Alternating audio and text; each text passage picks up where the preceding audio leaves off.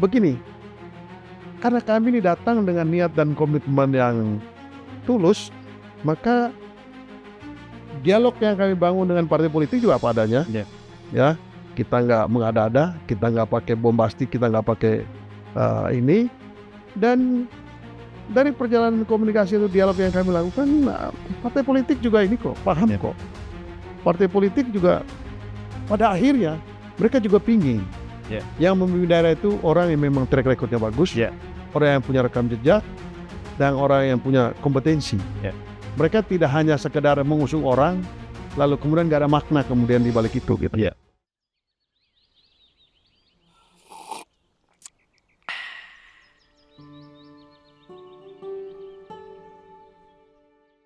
Salam ngopi ringan. Selamat siang Kak Subas, salam hormat. Halo. Sehat-sehat Kak Subas ya. Hormat Ya. ya. Selamat datang di podcast ngopi ringan Kak Subas. Ini ngopi ringan ya. Ya, ngopi ringan Kak Subas. Keren juga. Ya. Terima kasih Kakak udah mau mampir di sini itu.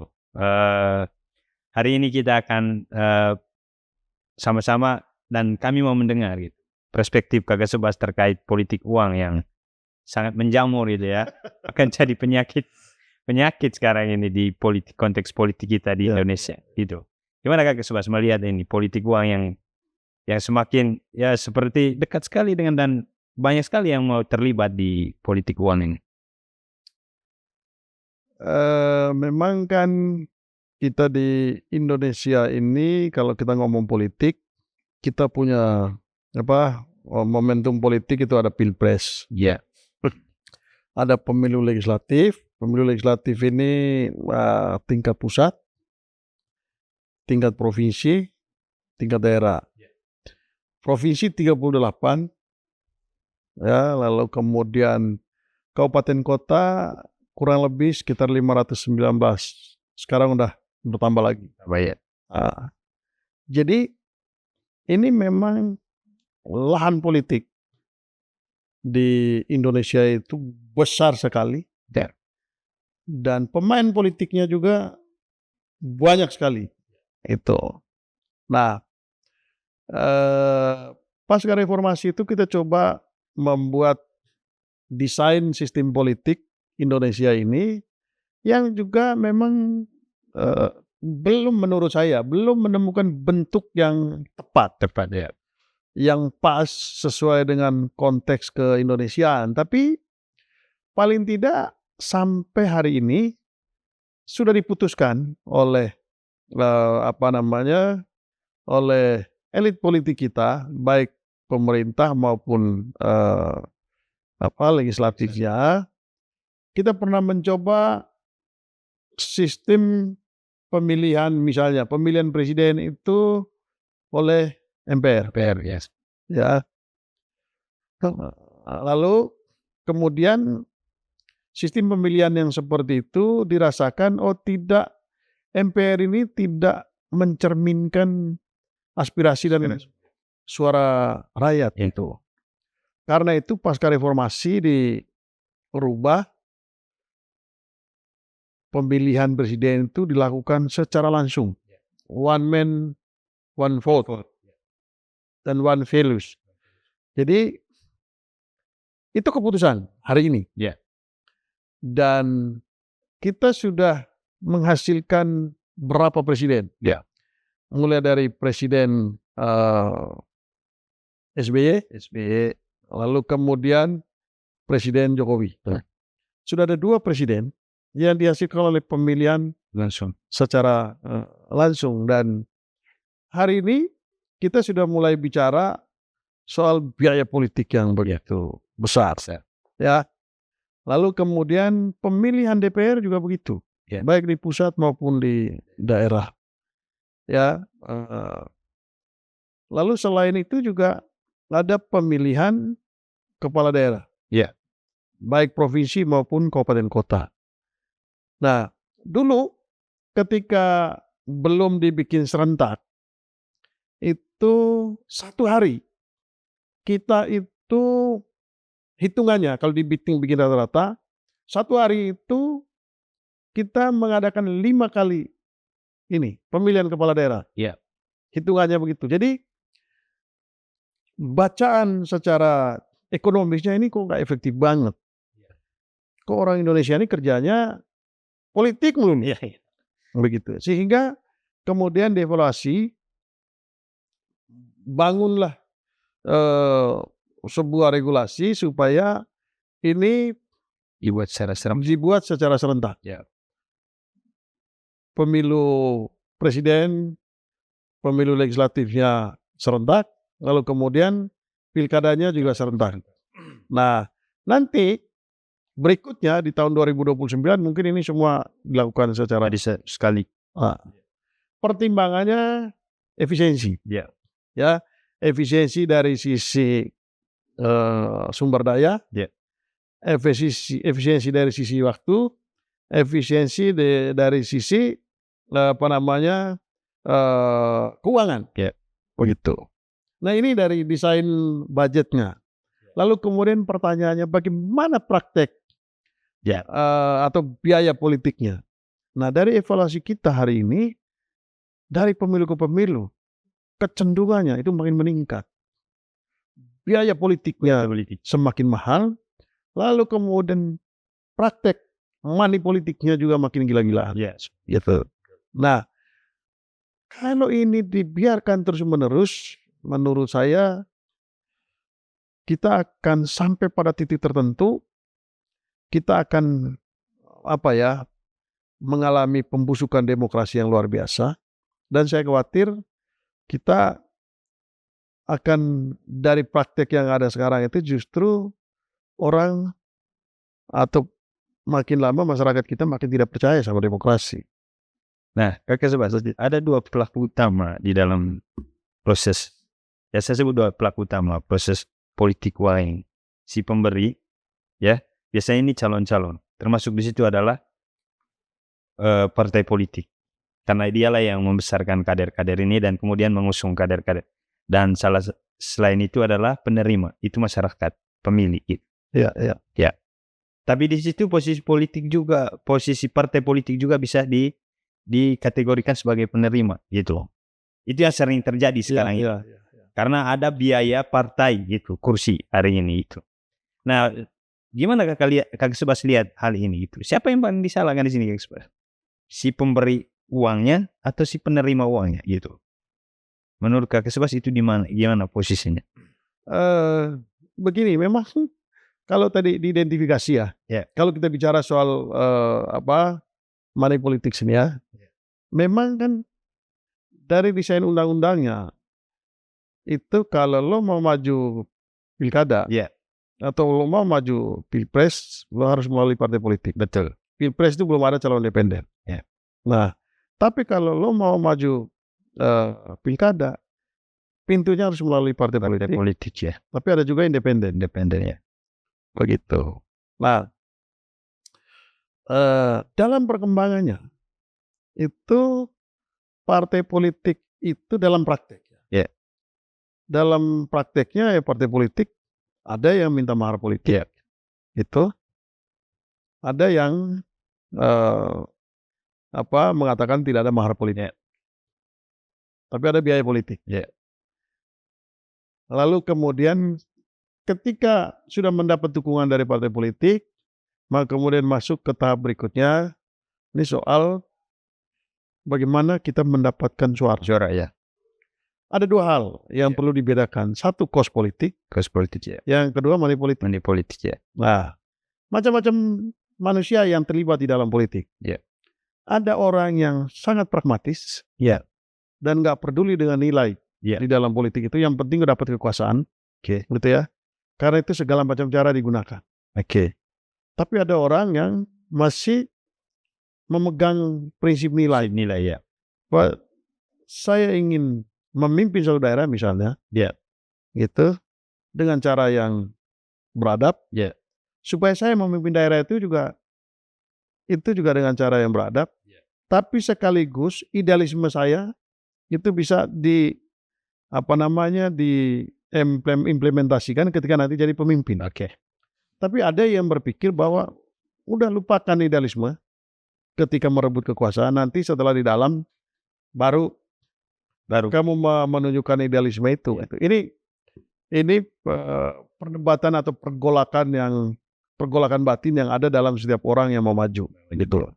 Nah, karena tadi ada biaya mulai dari urusan partai politik, ada biaya yang cukup signifikan, lalu kemudian biaya untuk kos politik untuk sosialisasi, untuk pertemuan dengan warga, untuk transportasi, untuk segala macam, itu tidak sedikit. Ya.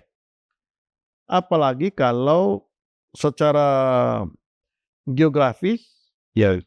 daerah itu sangat luas, lalu terdiri dari kepulauan, maka biaya yang dibutuhkan untuk transportasi, untuk sosialisasi itu akan mahal sekali. Itu juga tidak cukup. Kalau orang ingin meraih kekuasaan dengan cara yang cara yang paling gampang, ya udah beli aja suara, Beli suara, ya. ya kan? Nah ini yang menyebabkan biaya menjadi sangat mahal gitu, sehingga kalau dihitung secara rasional, rasanya kok nggak masuk ya. Iya. Ya. Dari biayanya. Antara biaya yang dikeluarkan supaya menduduki jabatan tertentu di daerah, sama nanti ketika kamu menjalankan.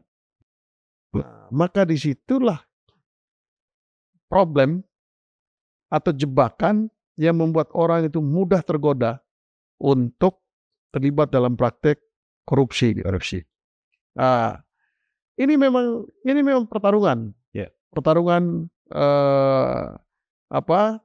antara orang-orang yang mau mengabdi untuk membangun daerah, gitu ya, dengan realitas politik hari ini di lapangan. Ya. Yang ya, kalau mau masuk di situ ya jalannya mesti begitu. Iya. Begitu. Ya. Nah ini memang pertarungan ini.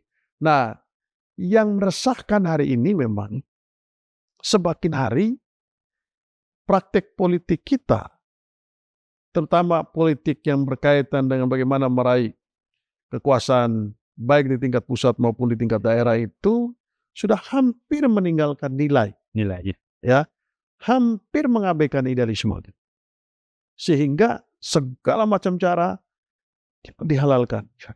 Nah, ini sebetulnya yang sungguh merisaukan. Ya. Ini merupakan keprihatinan dan kecemasan. Ya. Saya membayangkan masa depan demokrasi kita ini seperti apa ya. Ya. Saya khawatir suatu saat masyarakat akhirnya ketika sadar ternyata ini jalan demokrasi yang kita pilih ini salah. Ya. Lalu kemudian melakukan koreksi total. Oke. Nah, kalau kita sampai pada titik di mana masyarakat melakukan koreksi total, maka itu biayanya juga tidak sedikit. Biaya sosialnya juga tidak sedikit. Biaya politiknya juga tidak sedikit. Gitu. Karena untuk sampai ke situ, menumbangkan Orde Baru itu butuh 32 tahun. Ya kan? Jadi itu tidak mudah. Gitu. Nah, sehingga hari ini memang kita butuh orang-orang yang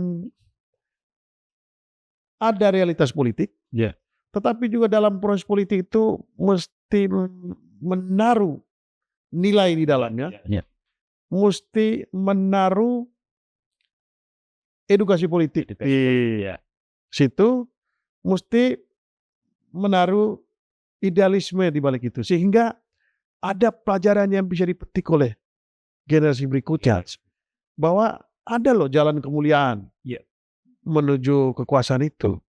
Bukan politik itu semata-mata jalan becek. Tidak semata-mata politik itu penuh dengan kebusukan. Nah, kalau itu yang terjadi, saya khawatir generasi baru muak dengan politik. Nah, itu atau bisa sebaliknya, generasi baru lebih buruk prakteknya dari yang terjadi hari ini. Nah, ini kasihan negeri ini gitu. Ya.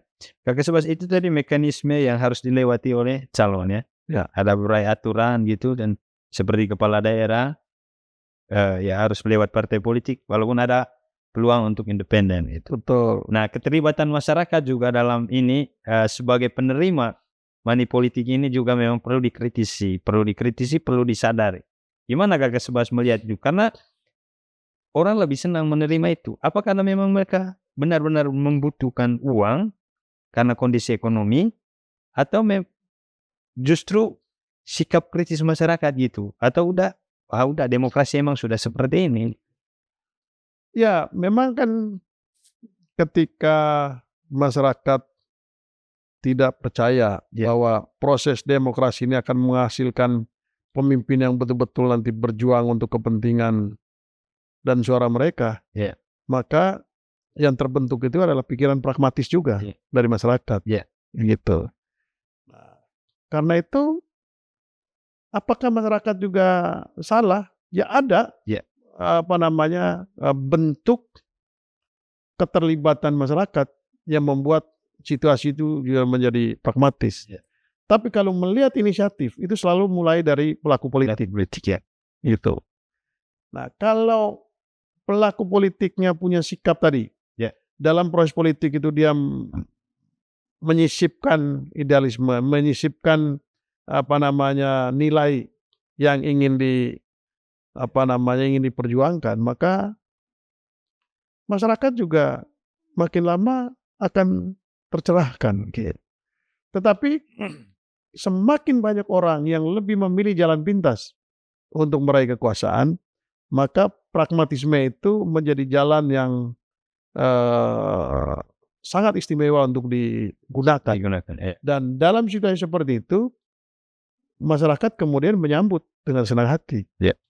Akhirnya masyarakat tidak percaya pada semua calon, bahwa ini ada orang yang ingin menegakkan nilai, ingin menegakkan prinsip ini, seolah-olah semuanya sama. Nah, itu yang terjadi sebetulnya hari ini. Itu yang terjadi, sehingga saya khawatir betul yang maju itu, yang bertarung dalam politik, itu adalah petualang semua. Orang-orang yang punya idealisme, orang-orang yang betul-betul ingin mengabdi untuk daerah, itu pelan-pelan mengundurkan diri dari gelanggang politik. Karena sudah ketakutan melihat medan pertarungan politik yang demikian serem itu. Nah, Kak Subas, ada satu lagi komponen ini, soal partai politik, keseriusan dia gitu ya. Di sana adalah wadah untuk mendidik, menggembleng kader itu kemudian. Nah, gimana sejauh ini yang Kakak lihat itu sikap atau keseriusan partai politik itu terkait dengan, atau jangan-jangan dia justru terlibat penuh gitu dalam proses money politik ini gitu? Sebetulnya kan begini,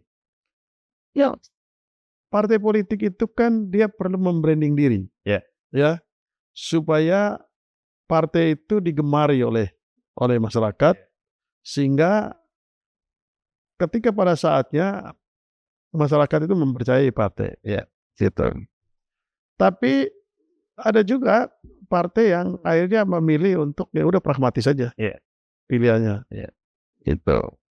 Nah, tetapi begini, menurut saya memang perlu ada keberanian dari calon untuk meyakinkan partai politik dan berdialog dengan partai politik bahwa partai politik punya tanggung jawab juga untuk membangun demokrasi kita ini menjadi demokrasi yang lebih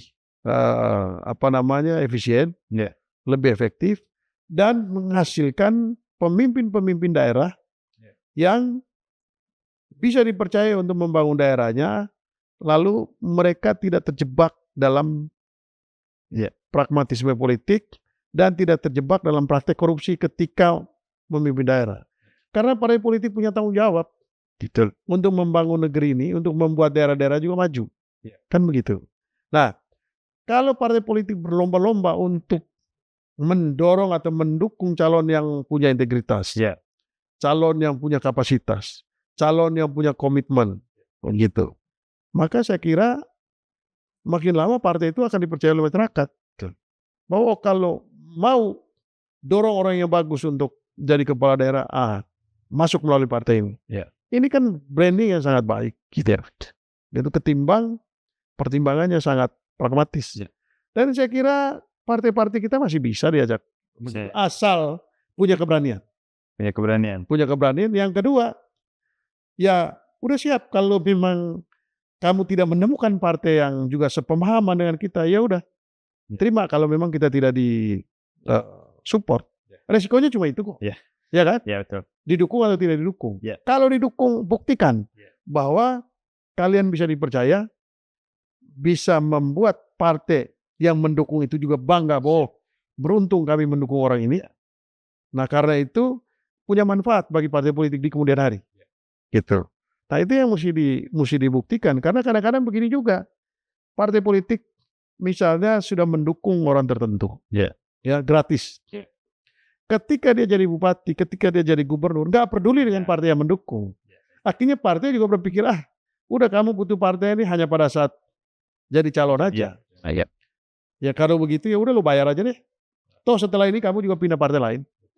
Nah itu juga yang membuat partai politik juga tidak percaya sama calon-calon. Nah ini yang memang dua hal yang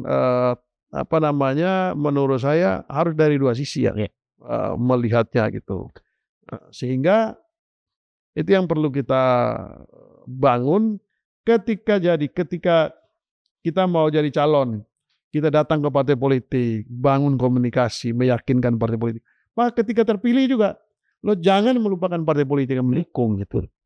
Kakak sebenarnya dulu ya. Oh iya, supaya tidak terlalu ya. Kayaknya terlalu berat kita nih ngobrol pagi-pagi ya. Begitu. Nah ini kopinya keren. Ini kopi mana nih? Beda. Ya. Siantar ya? Ya. Wah ini mantap. Kopi Siantar ya? Ya. Keren. Itu menarik Kakak Subas, menarik gitu ya. Bahwa di sana memang tetap diberi edukasi, tetap optimis bahwa politik nilai itu masih punya ruang gitu untuk dikembangkan, untuk menjaga juga generasi. Nah Kakak Subas belakangan ini kan nama Kakak Subas juga banyak kami rekam ya, menjadi bakal calon ya. Saya sebutnya bakal calon itu karena masih ini hari ini itu masyarakat NTT juga sudah tahu kan, Kakak Subas akan berjalan dengan siapa gitu, dengan Pak Oryas ya gitu. Dan kemudian ada dua hal menarik yang sekarang itu udah akrab di masyarakat. Ada paket OAC ya, lalu tagline-nya itu jangan mencuri. Semalam ini menarik sekali gitu karena sejalan dengan apa yang sedang kita bicarakan ini. Jangan mencuri. Ini masuk dekalog juga ya, 10 perintah Allah itu ya. Ya, jangan mencuri. Ini apa yang mau latar belakang ini Kakak Subas itu? Artinya ini sebuah keberanian menurut saya sih. Ya, dari pembacaan saya, penggalian saya, ini yang lain dari yang lain itu. Tagline ini, jangan mencuri ini. Ini perintah kan? Jangan mencuri ini gitu. Apa yang mau latar belakang ini Kakak Subas? Kemudian muncul ini jangan mencuri. Ya, begini. Saya dan Pak Oryas Petrus Mudak itu calon gubernur, bakal calon gubernur, lalu kemudian saya bakal calon wakil gubernur. Kami bertemu dan bersepakat untuk maju untuk NTT. Nah ketika bertemu dan Pak Oryas menyatakan siap untuk kembali ke NTT dan mau jadi gubernur, saya kok waktu itu terheran-heran.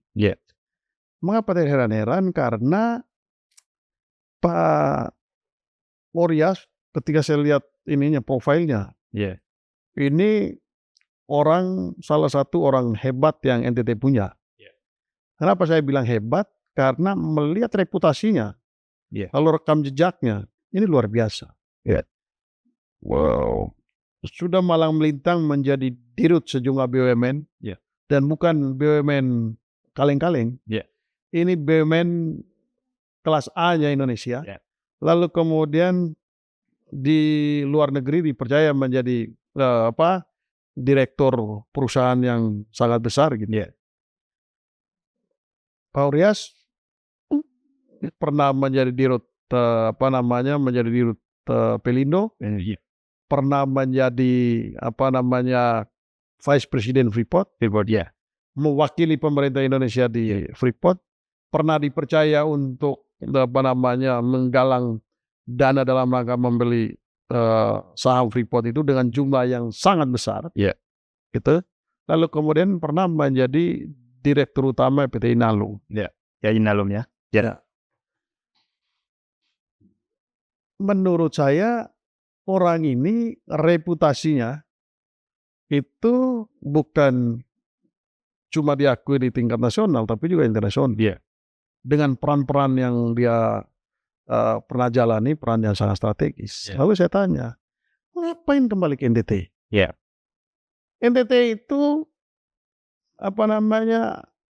APBD-nya 5 triliun. Iya. Realisasinya 4,6 atau 4,8 paling jauh. Begitu. Sementara utang itu sudah hampir 1,5 T. Ya. Setiap tahun mesti bayar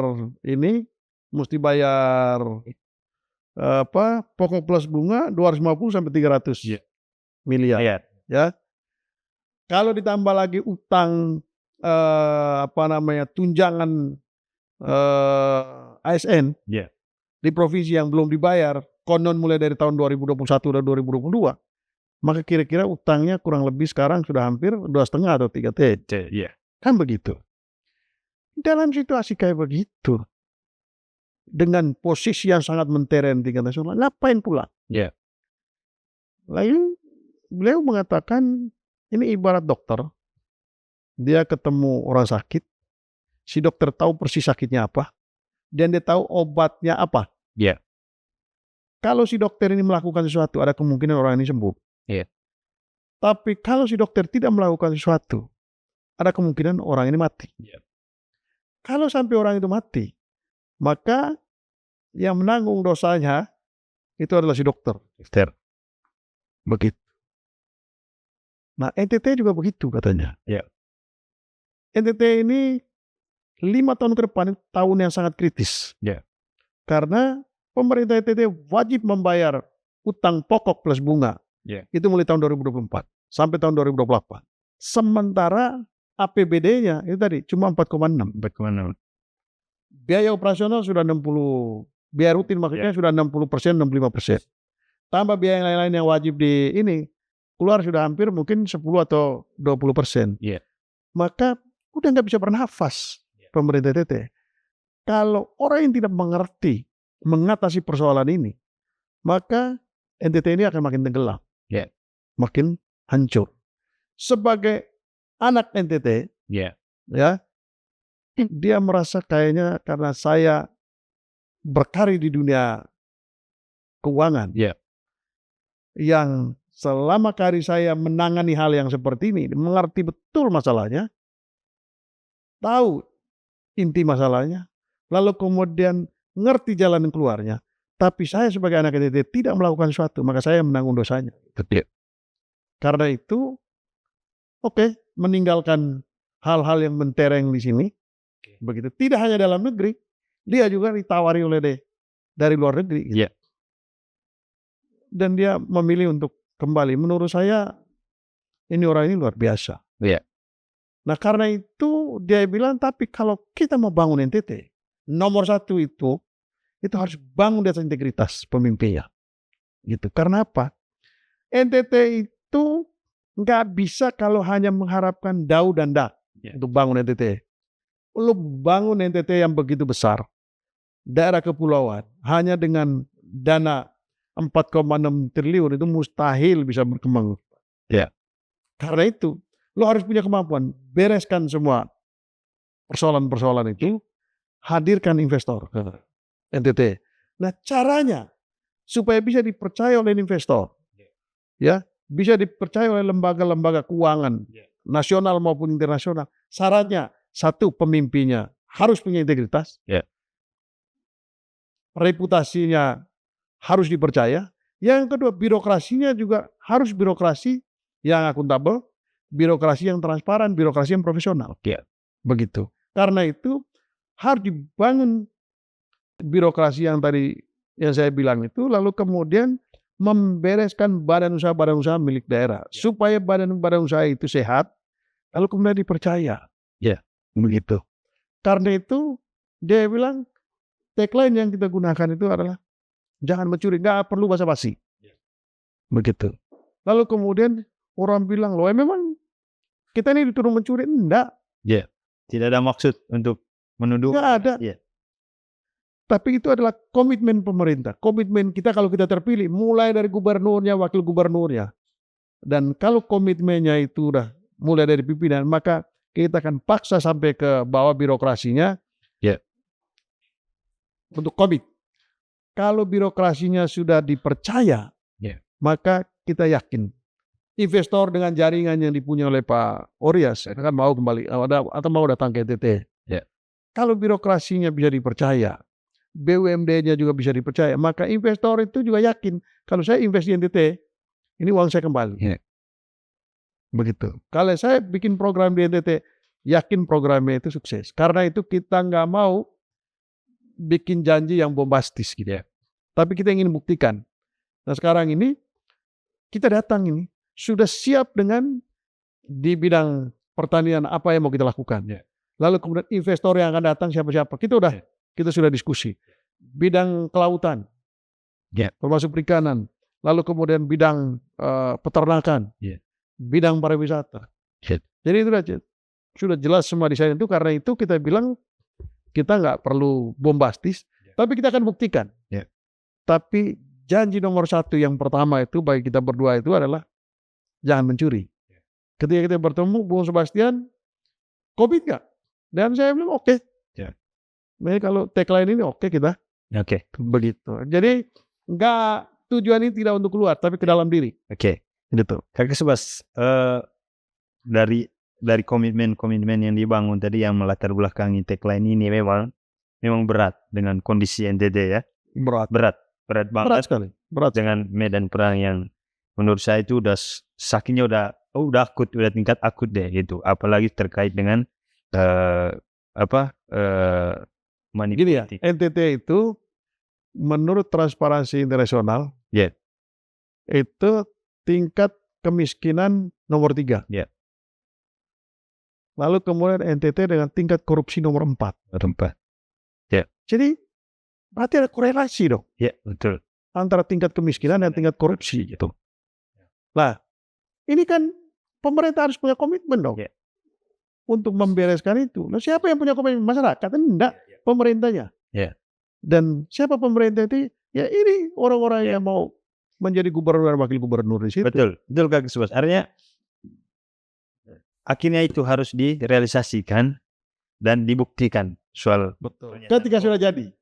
Ketika sudah jadi. Kan? Justru perangnya hari ini, saya perang. Perjuangannya, pergulatannya ini menuju ke sana. Betul. Gimana Kakak? Perjalanan selama ini untuk kemudian sebelum kita dalam proses itu Kakak. Nah, itu kan yang saya pikir itu juga yang ditunggu-tunggu juga. Gimana nih sekarang perjalanan Pak Orias, Pak Sepas gitu. Apa yang sudah mereka dengar soal komitmen politik nilai itu, itu semua hanya bisa dibuktikan ketika mendapat keberhasilan. Betul. Justru jalan ini yang paling jalan jurang ini terjal ini. Betul sekali. Jadi memang kan kami berdua kebetulan karakternya sama. Kita nggak mau bombastis. Kita nggak mau bikin klaim ini klaim itu gitu, enggak. Dan kami berdua tidak sedang bereksperimen. Kami berdua tidak sedang bereksperimen. Karena itu kita nggak mau setiap hari bombastis membuat pernyataan yang nggak ada dasarnya. Hari ini kalau ditanya apakah sudah ada calon di NTT yang sudah pasti maju, belum ada satupun. Belum sampai hari ini. Belum ada satupun. Kenapa saya bilang begitu? Kami berproses di semua partai politik. Persis. Tidak ada partai yang sudah mengeluarkan SK untuk calon manapun. Bakal calon ya, bakal calon Ya. yang ada ya. Bakal calon yang ada. Ada calon yang sudah mendapat rekomendasi. Yes. Kami juga sudah mendapat rekomendasi dari salah satu partai. Ya. Ya. Ada juga bakal calon yang mendapat surat tugas. Ya. Yes. Itu faktanya hari ini. Ya. Tapi itu semua masih satu-satu. Ya. Belum ada ya calon yang sudah mendapat SK dari koalisi Ya. karena tidak ada satupun partai yang bisa maju sendiri di NTT. Gitu. Karena itu, kalau hari ini ada yang klaim bahwa ini yang sudah paling pasti, itu yang sudah pasti, itu pasti nggak jadi, itu menurut saya itu hanya semata-mata pernyataan politik aja Ya, ya. yang mencoba mempengaruhi perasaan publik ya, Ya, ya. di sana. Karena itu kita selalu bilang, enggak, kami bukan orang yang suka obral janji. Ya. Ya, kami juga bukan orang abal-abal yang Ya. asal sekedar mengeluarkan pernyataan enggak. Ya. Kita sedang berproses di partai politik. Ya. Kalau kita sudah dapat dari partai politik dan partai politik boleh mengumumkan bahwa kita sudah ini, kami akan umumkan. Ya, siap. Begitu. Lalu apakah orang dengan yang kita usung tadi itu ada partai yang mendukung? Begini, karena kami ini datang dengan niat dan komitmen yang tulus, maka dialog yang kami bangun dengan partai politik juga apa adanya. Ya. Ya, kita nggak mengada-ada, kita nggak pakai bombastik, kita nggak pakai ini. Dan dari perjalanan komunikasi itu dialog yang kami lakukan, partai politik juga ini kok paham Ya. kok. Partai politik juga pada akhirnya mereka juga pingin Ya. yang memimpin daerah itu orang yang memang track record-nya bagus, Ya. orang yang punya rekam jejak, dan orang yang punya kompetensi. Ya. Mereka tidak hanya sekedar mengusung orang, lalu kemudian nggak ada makna kemudian di balik itu gitu. Ya. Nah itu fakta hari ini. Karena itu kalau ditanya apakah nanti dapat partai, kami berdua yakin kok pasti kita dapat partai. Dari dialog-dialog yang kita bangun dengan pimpinan partai, kami semakin yakin bahwa partai akan mendukung kita. Bahkan dugaan saya akan banyak partai yang akan mengusung kita. Nah, tapi kita lihat aja. Ya. Tadi nggak perlu berkuar-kuar sekarang kalau kita semua sudah pasti dan atas izin partai yang bersangkutan kita umumkan. Ya. Begitu. Nah, Kak Kasubas, ini nanti medan pertarungan berikutnya adalah di NTT, ya. Gitu. Betul. Apa harapan Kakak Kasubas lah? Mungkin ini berupa harapan atau sedikit pernyataan itu supaya politik nilai itu tadi tumbuh gitu, ya. Tumbuh. Kalau kita lihat lembaga-lembaga pendidikan di NTT itu luar biasa banyak gitu. Menyumbang pemikir-pemikir banyak. Tapi kok daerah ini masih ada di keuangan seperti ini gitu, di posisi seperti ini gitu. Entah di mana persoalannya. Banyak juga politisinya, banyak juga pemikir, pemimpin-pemimpin perusahaan yang besar di ibu kota ini dari NTT banyak. Dan yang paling penting lembaga pendidikannya itu sudah melahirkan banyak itu orang yang berpengaruh di negara ini gitu. Gimana Kakak Kasubas gitu supaya politik uang terus politik nilai itu lebih mendominasi lah gitu. Bahkan itu menjadi budaya kita gitu, politik nilai itu di NTT itu. Begini, memang kan aktor politik kalau di daerah ini kan banyak ya. Ya. Ada pendidik, ada tokoh masyarakat, ada tokoh agama, ya. Lalu kemudian ada mantan birokrat, Ya. ya. Lalu kemudian ada tokoh-tokoh pemuda gitu. Ya. Ini adalah aktor-aktor yang sangat berpengaruh gitu di daerah. Saya sih optimis ya, karena NTT itu situasi NTT hari ini, Ya. keterpurukan NTT hari ini itu sudah diketahui sampai ke level bawah, Ya. mulai dari level atas sampai level bawah. Lalu kemudian krisis yang dialami oleh NTT itu semua sudah ketahui. Ya. Nah karena itu mereka membutuhkan orang yang diyakini bisa menjawab persoalan ini. Ya. Memang PR kita nanti adalah bagaimana meyakinkan aktor-aktor politik yang tadi saya bilang. Ya. Ya, para pendidik, Ya. para guru, dosen, Ya. ya, bagaimana meyakinkan tokoh agama, Ya. ya, pastor, pendeta, haji gitu ya, atau tokoh-tokoh agama yang lainnya. Lalu kemudian bagaimana meyakinkan tokoh masyarakatnya, bagaimana meyakinkan tokoh-tokoh pemudanya, termasuk tokoh-tokoh perempuan, lalu kemudian bagaimana meyakinkan orang-orang yang berpengaruh di daerah itu, supaya kita punya pemahaman yang sama Ya. untuk melihat pemimpin NTT 5 tahun ke depan. Oke. Nah, kita selalu bilang begini, jangan lihat orangnya dulu baru lihat NTT, lihat NTT-nya dulu. Oke. Apa persoalan di dalam NTT, lalu kemudian cari orang yang pas, Ya. gitu loh.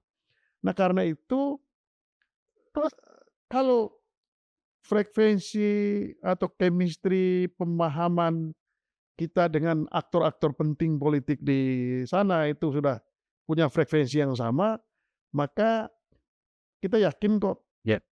untuk turun ke masyarakatnya, kita suarakan bersama-sama. NTT butuh pemimpin yang seperti apa sih? NTT itu butuh siapa sih? Ya. NTT hari ini dia tidak butuh pejabat, dia tidak butuh gubernur yang gagah dengan ini, enggak. Ya. Dia butuh pemimpin yang bisa menyelesaikan persoalan yang dihadapi. Karena kalau tidak bisa, NTT akan makin terpuruk 5 tahun ke depan. Nah, dengan profil Pak Urya, profil saya, track record kita, rekam jejak kita, saya kira disitulah masuknya politik nilai itu. Ya. Pada akhirnya masyarakat akan punya pertimbangan rasional juga. Ya. Gitu. Apakah uang 50.000 atau 100.000 ini itu saya ikut menyumbang untuk memperbaiki NTT ini 5 tahun ke depan, atau justru saya menjadi bagian yang ikut merusak NTT. Kalau saya memilih karena uang 50 atau 100.000, begitu.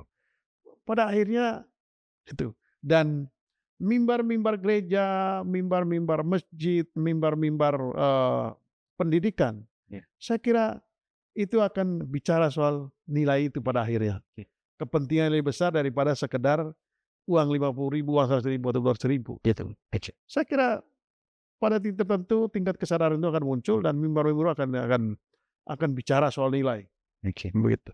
Kakak Subas, semoga akronim OASE itu ya, tempat kemudian masyarakat NTT menurut saya untuk menimba itu, menimba air gitu ya, untuk memberi lagi kesejukan gitu bagi mereka yang selama ini menurut saya kehilangan, ya, sedang kehilangan banyak hal gitu ya, apalagi di dalam sistem demokrasi, sistem perpolitikan yang ada di NTT. Semoga OASE itu ya, akronim itu benar-benar memberi kesejukan, Amin.